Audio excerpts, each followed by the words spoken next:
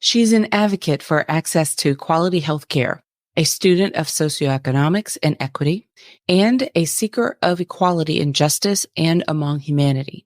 My guest joins me to discuss her career journey and current role as the Chief Operations Officer for GRO Community, which is a mental health organization that specializes in providing mental health services and support for Black men by Black men. You're listening to the PHEC podcast, episode 343. The field of public health is so broad, overlapping multiple industries. With epidemiology at the core of public health, there are an unlimited number of ways to target specific populations, health conditions, environmental issues, and causes that matter most to you. My name is Dr. Huntley, and I'm the host here on the Public Health Epidemiology Conversations podcast. I'm an epidemiologist, consultant, and entrepreneur with over 20 years of experience in healthcare and public health. On this podcast, my guests and I engage in conversations that demonstrate the importance of public health and epidemiology across a variety of industries, helping you think outside the box and inspire greater positive impact in communities around the world. Now, let's dive into the topic of this brand new episode. Greetings, everyone, and thank you for joining me on this episode. I'm delighted to introduce you to our guests for this episode. But before I do, I'd like to take a moment and just share an announcement with you. Many of you may not know this, but I lead a public health and epidemiology consulting firm with a strong data team, and we support large nonprofit organizations and sometimes government agencies that serve Black, Indigenous, and people of color, referred to as BIPOC communities. We're often invited to support tribal organizations. Over the years, we've been able to do that, and we're always honored to serve.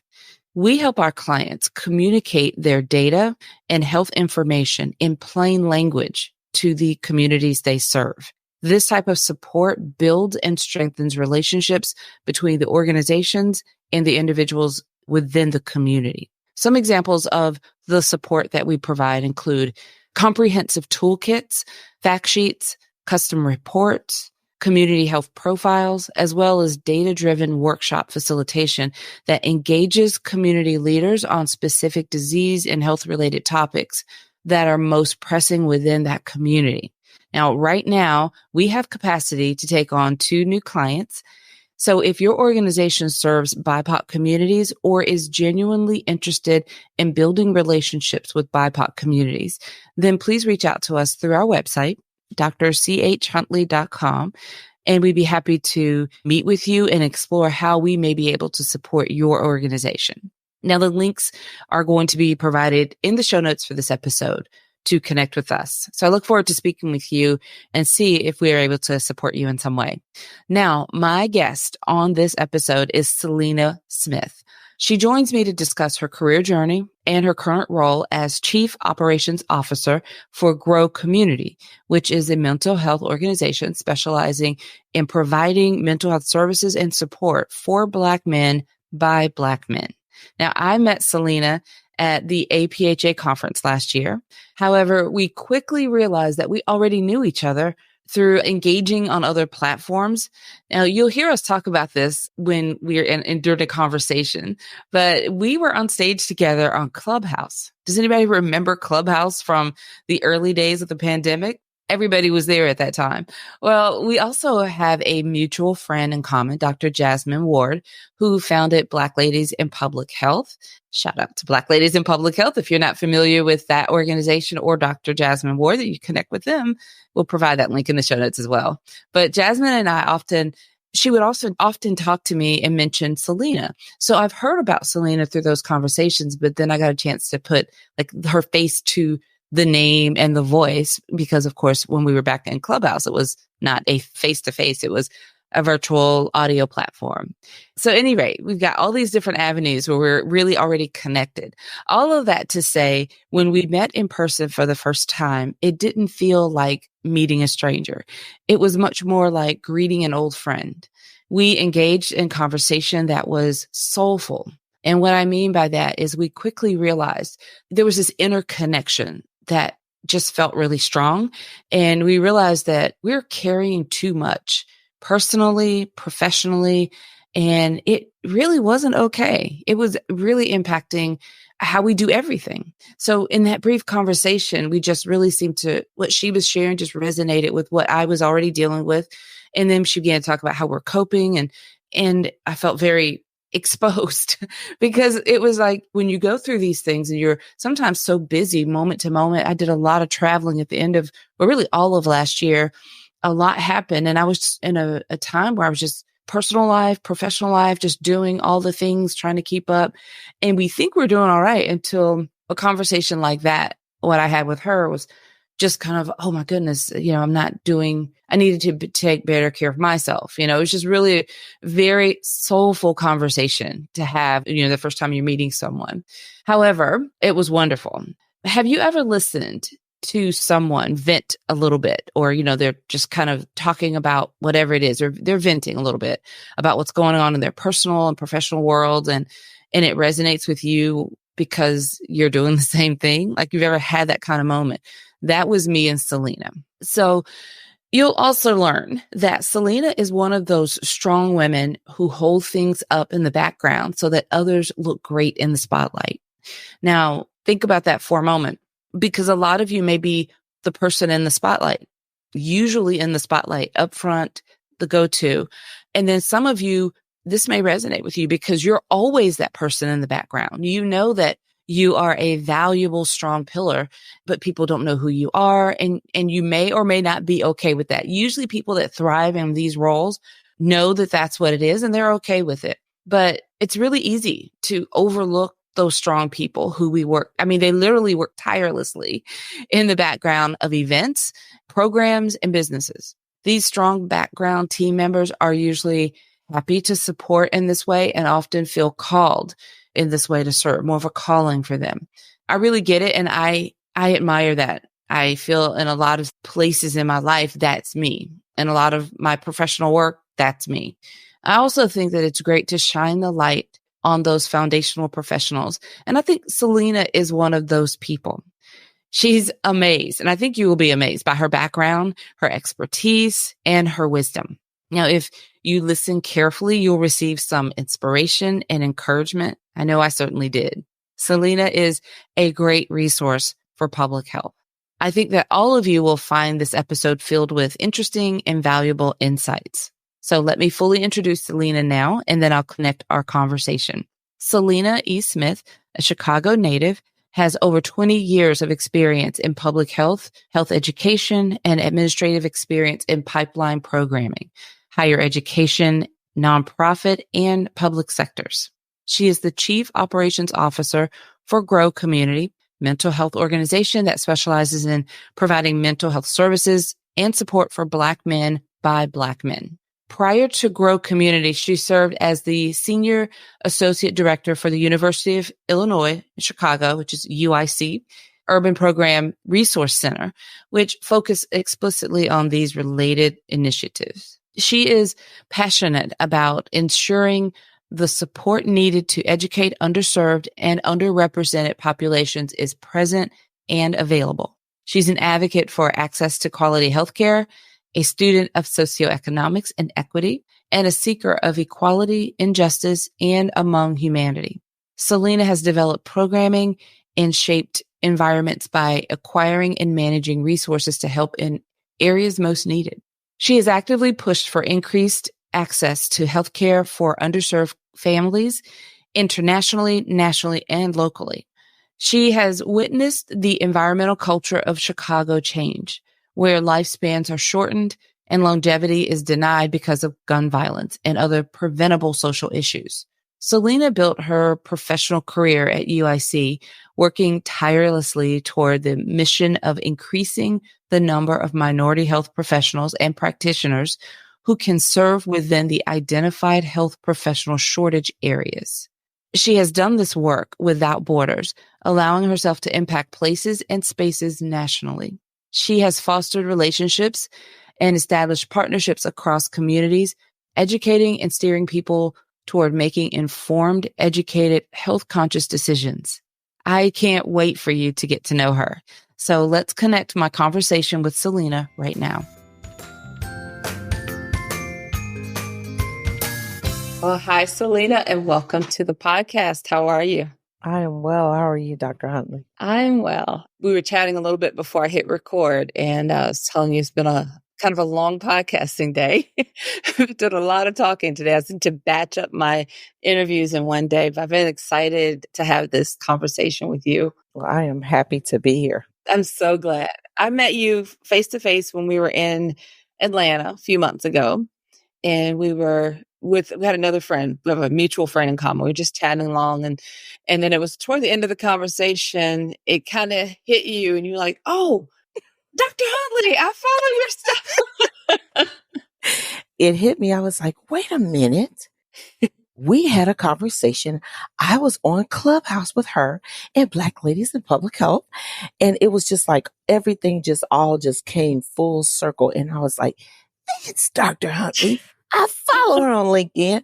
I listen to. So yeah, it was kind of like one of those come to Jesus moments when you realize, oh my God, I know who this is. I'm talking to her. So yeah, that was good. That was good. I had an equal moment because I know another friend of ours, Dr. Jasmine Ward. I talk to her not all the time, but she's one of those people when we do pick up and talk, we just like pick up where we left off the last time. And we have those kinds of conversations, but she brings you up often. So I know of you through her a lot, but I do remember Clubhouse back when people were on Clubhouse. So yeah, it was really great to just kind of like connect those dots and meet in person. And I definitely got to have her on the podcast. So I'm glad that you're here. Thank you for making some time to come on and chat with me. Thank you so much. This is an honor for me. I mean, a pleasure to be able to partake. So I am definitely honored to be here today. Right. Well, let's start off with you telling everyone a little bit about yourself. Absolutely. So I guess, I am probably the one person that I'm in a little bit of everything, but kind of like in the background, so you might not see me all the time in the forefront, but most of the things that you see in the forefront, I've partake in it, I've had some part in it in the background. And I say that just because I started my career in public health, I want to say back in 2001. Oh my God. It makes me feel like a dinosaur,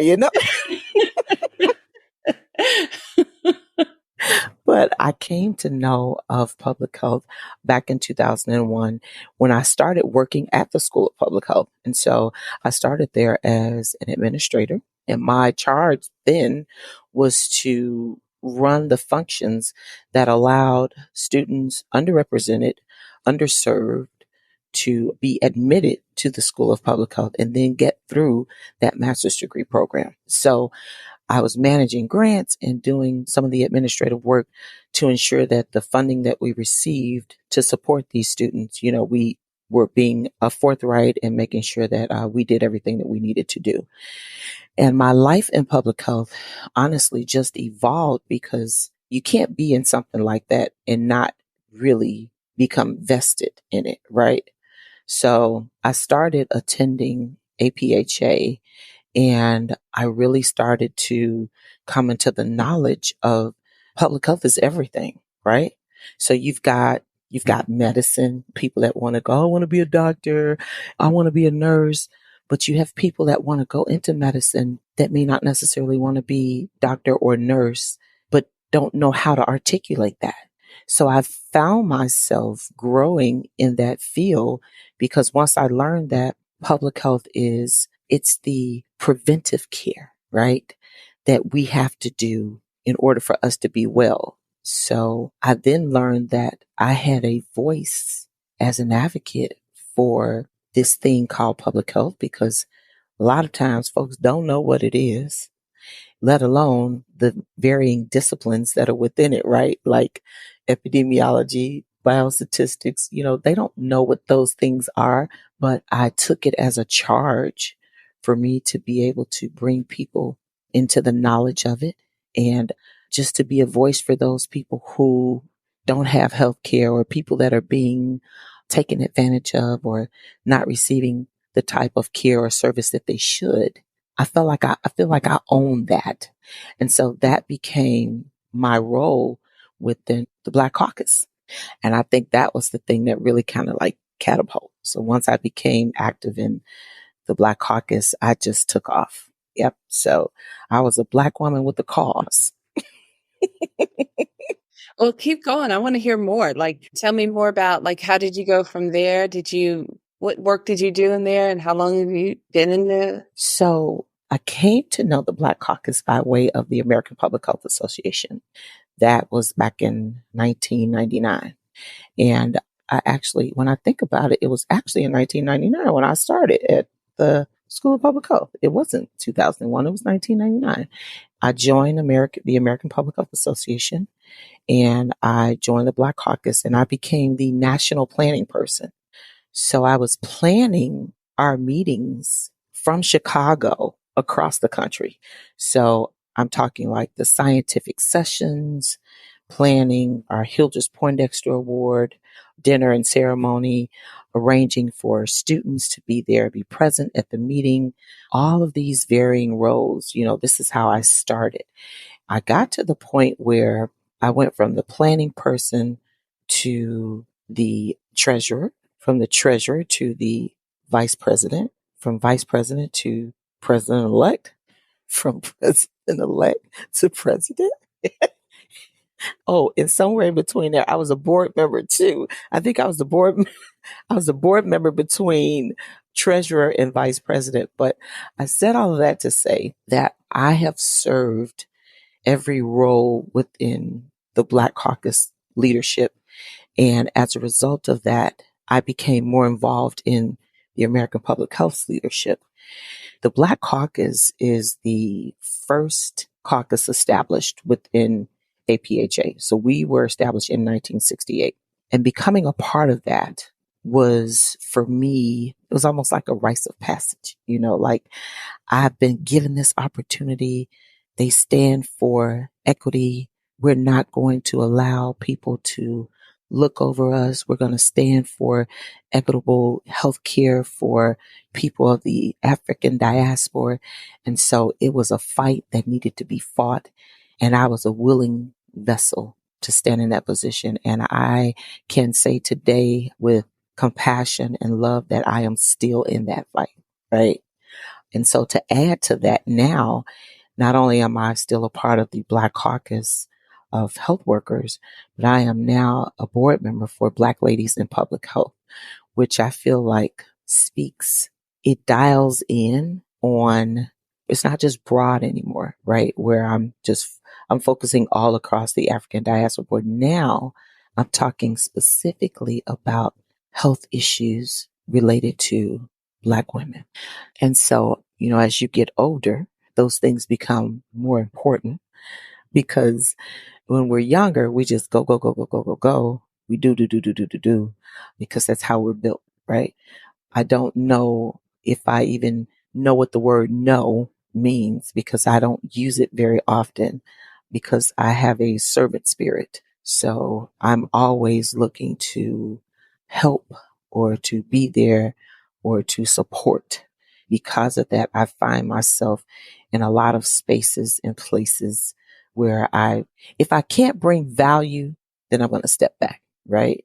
I don't want to be in an environment just to be able to say, I can add this to my CV, or so that my name can come up. That's never been me or the kind of person that I am. And that's the thing that when I was in the academic sector, I taught my students. You have to be able to find both purpose and value in what you do.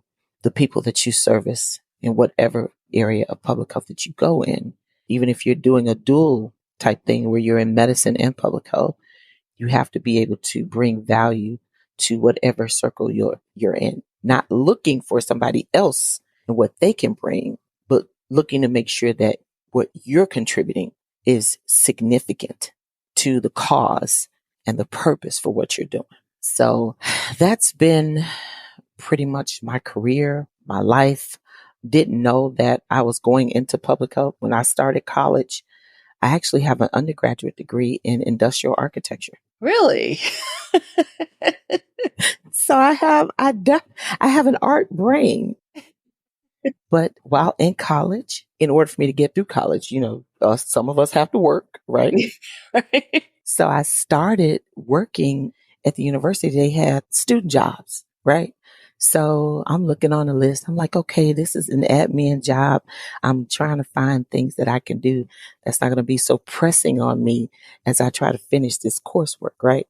Because, in architecture, honey, wasn't no joke. And I was one of 5 females and the only Black. Yeah. So it was a hard road to hoe, okay? Right.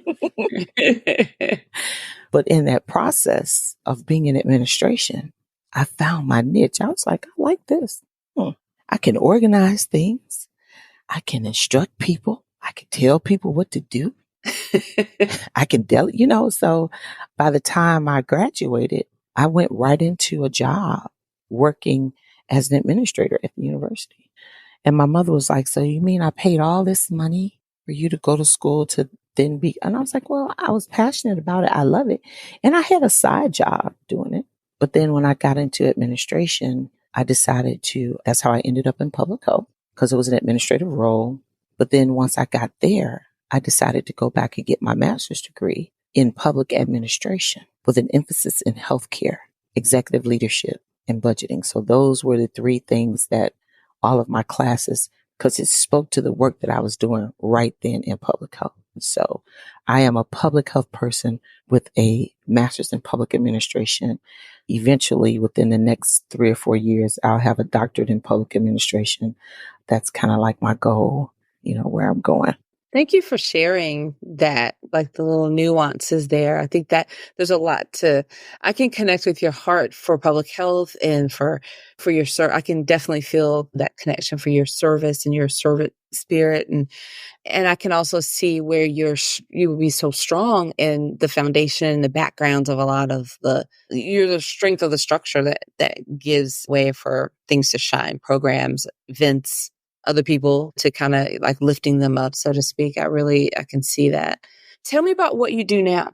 So right now, I am the Chief Operations Officer for an organization called GRO Community. We are a nonprofit based in the far south side of Chicago, the Roseland community, and we provide mental health services and support, therapeutic services, cognitive behavior intervention, trauma-informed therapy for Black men. So the thing that makes us unique out of all the other agencies or nonprofits or organization or community mental health centers is that we provide, all of our therapists are Black men providing services to Black men.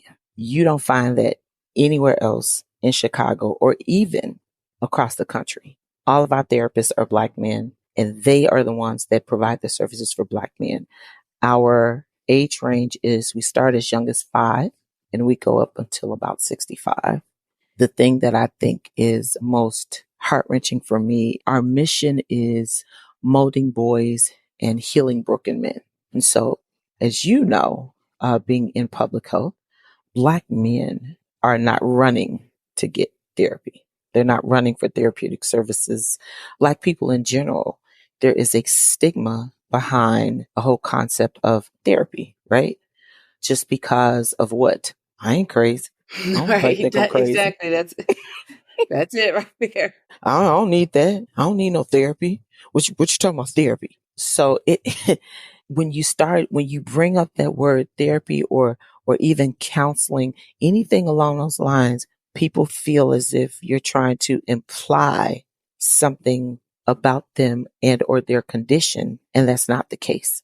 So right now everybody knows that mental health is public health. And so I work in a capacity here where I oversee operations for the organization.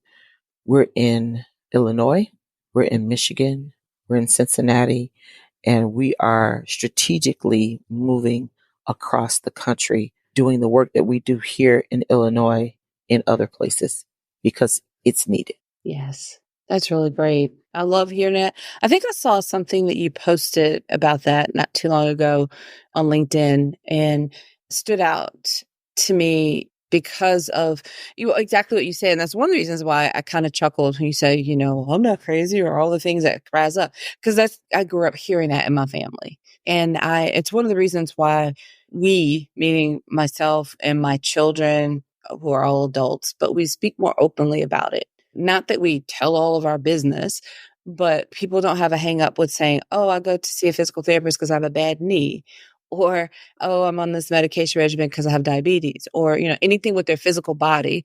So we believe that we should be able to comfortably talk about our mental health and what we do to protect ourselves or prevent. It's not just always a crisis moment. Sometimes it's just this help with navigating life. I lost my mother back in September of last year, and even shared on the podcast that a part of what I was very intentional about, my mother was diagnosed with pancreatic cancer earlier in the year. So I was on that journey of helping her in her last days and navigating her care and really focused on all of the things I needed to do. And I knew right away that I wanted to have a therapist. I had been in therapy years ago, but I didn't have one at the time. And I wanted to have someone with me on that journey, but not just like, oh, you go with, have a therapist, you go through grief and then you check that box and you're done in like 30 days. No, I look at somebody for a long-term relationship. So there were some specific things I wanted from my therapist, but I was really intentional about that and about seeking that service and also sharing that part of my life. It's my personal life, but it affects me professionally. And it is, like you said, it is public health. It is something that we need to break the stigma on. So as I talk to my siblings who are all older than me, I'm the youngest in my family. So when I talk, my sisters on, we started a call that we do every week. So that's a part of our conversation every week because we weren't raised to talk about that openly. So my older siblings, we had to kind of warm up to this part of the conversation. And I'm just happy to say at least now we have it as a regular part of our conversation. But it is still for everyone who thinks that maybe they don't have that hang up in their family and that's a very open thing to happen. Just, you see it everywhere. It's not open and it's not easy for everybody. It's not. It absolutely is not. And honestly and truthfully, I think that as people begin to, one of the biggest issues is that for Black people in general, we are infamous for not having closure. Something can happen and you will just close the door and you know what? Don't even think about it. Don't talk about it. Just let it go. Well, that is how you open the door to what we call triggers and trauma. You know what I'm saying? Because you don't talk about it. You don't work it out. You don't even get a chance to think it out because now you've programmed yourself to say, I'm not going to think about that. I'm not going to work through it. I'm not going to talk about it. But then 5-6 years down the line, something happens and it triggers. And so now you're in this space trying to understand, why am I feeling like this? Why am I dealing with this? Because you didn't deal with it back then. You put it on the back burner in your mind. And so now this incident has occurred, causing it to resurface. And now you're kind of spazzing out, spiraling a little bit. I've seen this happen. And I sat on a panel a couple of months ago at my church.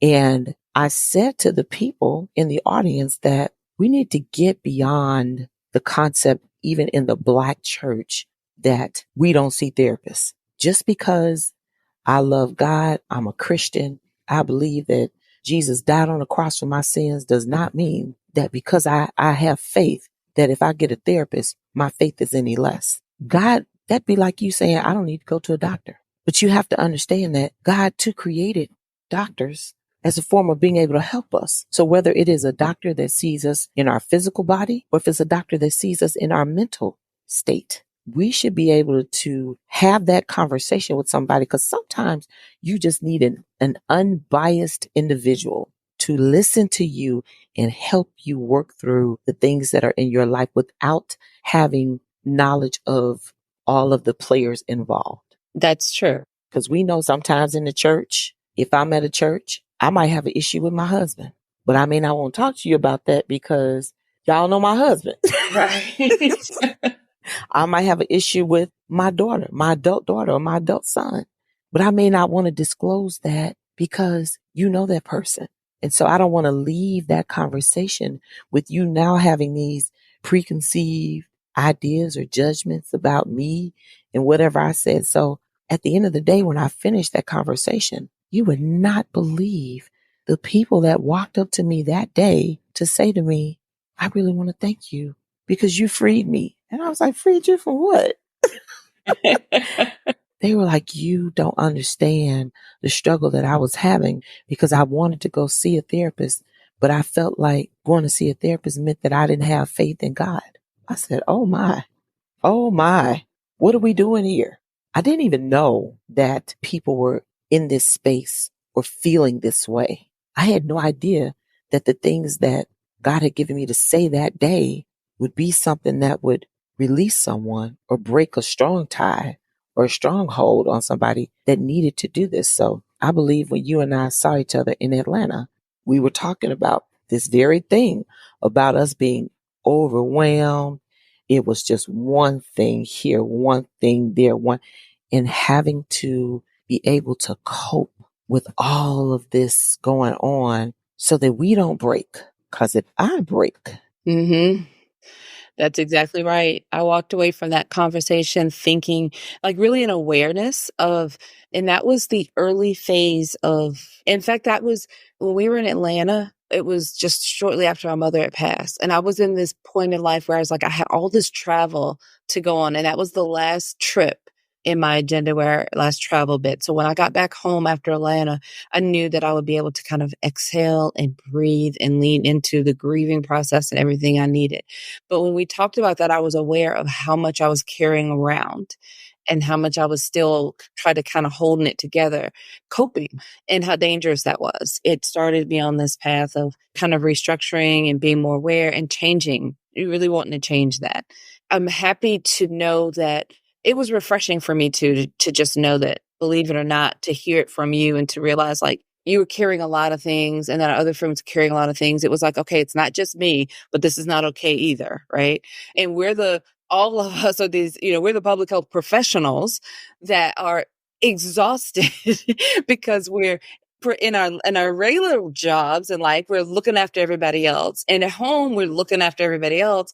And there's really nothing left for us. Though there's no one looking out for us, and we're just drained. And that became really clear to me. And I think that hopefully, as people are listening to us talk about this, I think hopefully that awareness is there for other people too. I mean, pause for a minute and just talking to our listeners here.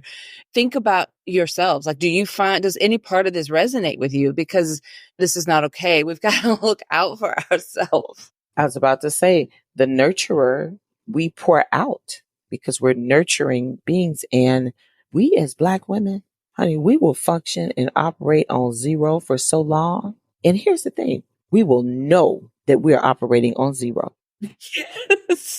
Yes. That is not okay. No, it is not okay. It is not okay because I taught a stroke awareness class.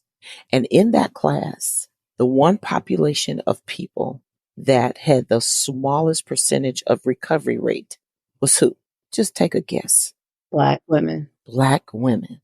Why? Because we take care of everybody else. All of these chronic diseases, even as epidemiologists in public health, we study the diseases, we study how they affect us, different populations, Black women, Black men, our children, and we think about the things like chronic heart disease, diabetes, heart failure, congestive heart failure, all of these things that affect us as Black women, positioning ourselves to be candidates for stroke because we just go. And even though we feel the headaches, we feel the stress, we feel the unnecessary weight gain because we're not exercising, we're not eating right because we just don't sometimes make the time. And when we do have time, all we can see is that I just want to go to sleep. I just want to lay down for a little while. But to the listeners, I want to say to you, if you are like me, your families need you. And because that is important to you, then it should be equally important for you to put forth the measures to take care of yourselves. So that means self-care That means taking care of your mental health. A lot of us walking around here with 99 trillion thousand vacationists and sick. I am telling the truth. Sick days and vacation days. And when we think about just taking a day where we just go somewhere, take a day and get you a room and just go and turn your phone off or put it on do not disturb and just kind of disconnect from everything and give yourself some time to release where you don't have to do nothing for nobody else but yourself. And we feel like when we do that, we actually feel guilty. Oh, I shouldn't have spent, man, I spent all day, but I got to do we got to break that. We got to break that. And that leads me to the other thing that I got going on is this challenge to stay healthy.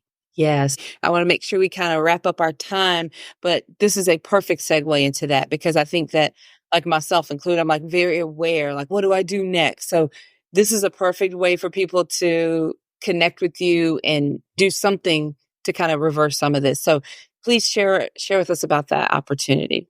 Right now, I am working with an organization called Journey to Wholeness Through Prayer. And with this organization, we do a no sugar challenge.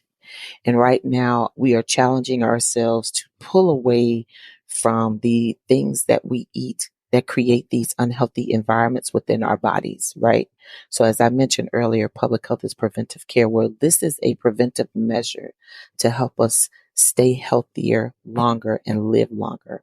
If you're interested, please do reach out to me either via email on Instagram, Facebook, and I can give you the information. The website is www.jtwtp.com.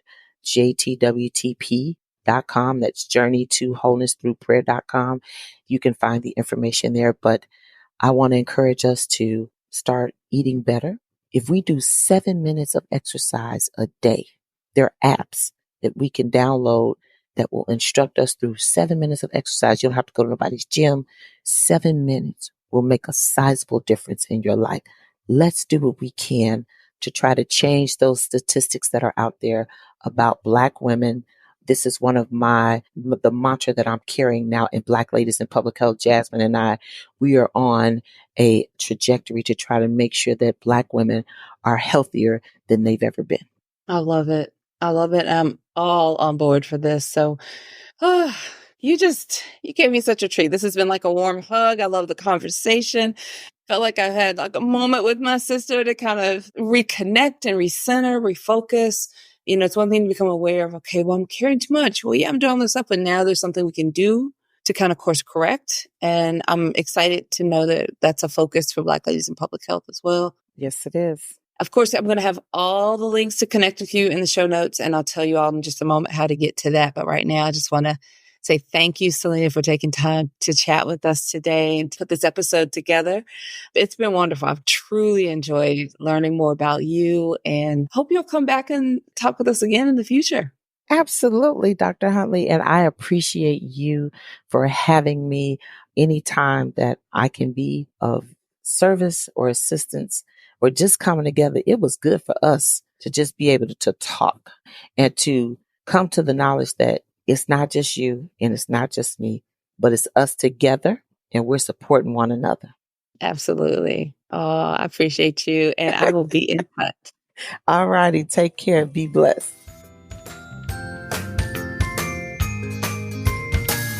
Well, I wonder if you enjoyed that conversation as much as I did. I certainly hope so. I also hope you found value in the insights that Selena shared with us. I'm so excited to share not only this conversation with you, but to continue to bring guests to this podcast who are both a resource for public health and can demonstrate how broad our industry truly is. I do encourage you to connect with Selena and learn more about what she shared with us on this episode. We've gathered all the links together in one place on the show notes page to make it easy for you to access. So that includes all the links that we discussed and to areas that we talked about on this episode. Just visit the show notes page for this episode, which is 343. Go to phecpodcast.com. And from there, just navigate to episode 343 to find the show notes. Now, one more thing before we go. Please take a moment and share this episode with a friend. I'm sure you know at least one person who would be interested in hearing this conversation. If you're listening right now in one of the podcast apps, then you can easily share this episode through a text or share it on a social media post. At the bottom of the show notes page, you'll also find social media sharing buttons, which make it super easy to share this episode with your network. All right, everyone. Until next time, have a fantastic rest of your day. Thank you for listening to the Public Health Epidemiology Conversations podcast. Visit phecpodcast.com to find the show notes for each episode and to learn how to work with me.